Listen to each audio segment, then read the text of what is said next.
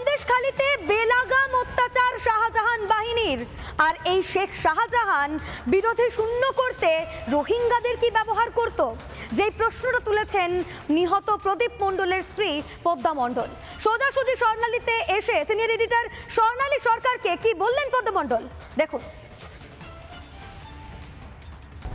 আজ বোঝা যাচ্ছে আসলে শেখ শাহজাহানকে টাচ করলে শুধুমাত্র খুন ধর্ষণ নয়, তার সঙ্গে পাচারের অনেক পর্দাফাঁস হয়ে যাবে। শেখ শাহজাহানকে টাচ করলে এই যে দিনের পর দিন ধরে নির্দিষ্ট একটা রুট, যে রুট আসছে পাইকগাছা থেকে সাতক্ষীরা হয়ে বসিরহাট হয়ে হিঙ্গলগঞ্জ, এই রুটটা আমি দেখাবো আপনাদের কিভাবে পাইকগাছা থেকে সাতক্ষীরা, সাতক্ষীরা থেকে বসিরহাট, বসিরহাট থেকে হিঙ্গলগঞ্জ হয়ে এই রুটে দিনের পর দিন রোহিঙ্গাদের ঢোকাচ্ছে শেখ শাহজাহান।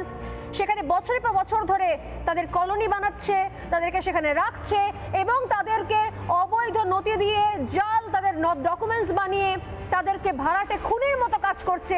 নৃশংসতার সঙ্গে এলাকার ছেলেদের, প্রতিবাদী যুবকদের খুন করে একদম একদম একদম দেহটাকে ভাগ ভাগ করে সেই দেহগুলো লোপাট করে দিতে পারে। কি অসাধারণ স্ট্র্যাটেজি! এই 2019-এর 8ই জুনে আমার স্বামী সহ আমার পরিবারের দুই দেওর সুকান্ত মণ্ডল, দেবদাস মণ্ডলকে খুন করে শাহজাহান শেখ, কাদের মোল্লারা এরা বাংলাদেশে পালিয়ে গেছিল। আচ্ছা, মানে আমি একটু একটা রুট দেখাচ্ছিলাম আপনাদেরকে, যে পাইকগাছা থেকে সাতক্ষীরা, সাতক্ষীরা থেকে বসিরহাট, বসিরহাট থেকে হিঙ্গলগঞ্জ হয়ে এই সন্দেশখালীর একাধিক জায়গায় ডেরা। আপনি বলছেন কাদের মোল্লা, এই শেখ, তার মধ্যে শেখ শাহজাহানও ছিল তখন। হ্যাঁ, শেখ শাহজাহান, কাদের মোল্লা, তারা এই খুনের পরে পালিয়ে গিয়েছিল বাংলাদেশে।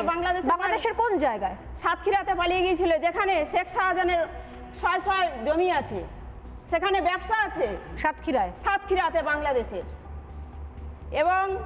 এবং আপনি মারাত্মক অভিযোগ করেছেন যে রোহিঙ্গাদের নিয়ে এসে খুনের কাজে ব্যবহার করা হয়েছে। হ্যাঁ, ওই দিন পুরো হাটগাছি অঞ্চলের মানুষ দেখেছে, কারণ এটা অন্ধকারে হয়নি, রাতেও হয়নি, প্রকাশ্য দিবালোকে হয়েছিল এবং পুলিশের সামনেই হয়েছিল। পুরো রোহিঙ্গা দিয়ে এলাকা ঘিরে দেওয়া হয়েছিল। আর এই পুলিশ সবার প্রথম আমার বাড়িতে ঢোকে এবং সবাইকে ডেকে ডেকে বলে যে মাঠে পাঠিয়ে দাও, ওইদিকে ওদেরকে পাঠিয়ে দাও।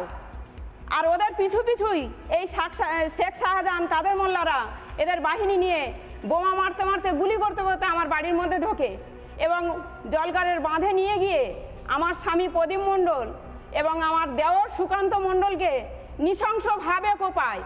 এবং শুধু তাই নয়, জলের মধ্যে চুবিয়েছে, গুলি করেছে, তাতেও ওদের শান্তি হয়নি, কারণ ওরা সন্দেশখালী তথা সারা বিশ্বকে দেখাতে চেয়েছিল যে বিরোধী শূন্য আমরা রাখতে চাই। তাই যদি না হতো, একটা মানুষকে মারার পরেও তক্তার মধ্যে পেরেক মেরে পুরো মাথার খুলিটাকে ছিদ্র করে দেওয়া হয়েছিল।